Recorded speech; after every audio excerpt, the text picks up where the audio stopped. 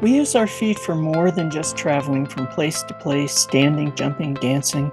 We use our feet to ground to Mother Earth. Grounding replenishes the electrical voltage of the cells of our body, and this results in good health. So be kind to your feet. Go barefoot when you can.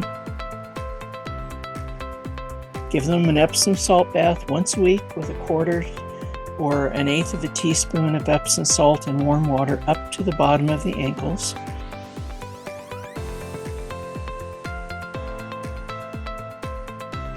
"20 to 30 minutes is enough time for the soak, and during that time, if you have calluses, you can use a pumice stone or callus grater to help remove the hardened skin from heels.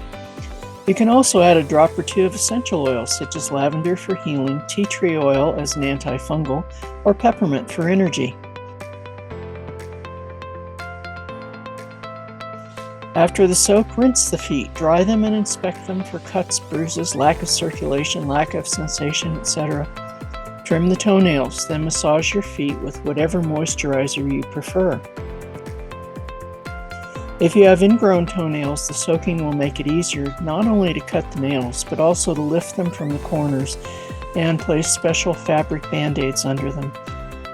This allows the toenails to grow out more normally and stop pinching in on the skin surrounding the nail bed. It can take several months to get the toenails back to normal. Of course, if you're diabetic or have injuries or lack of circulation to your feet, please check with your doctor before trying this at home. And be nice to your feet.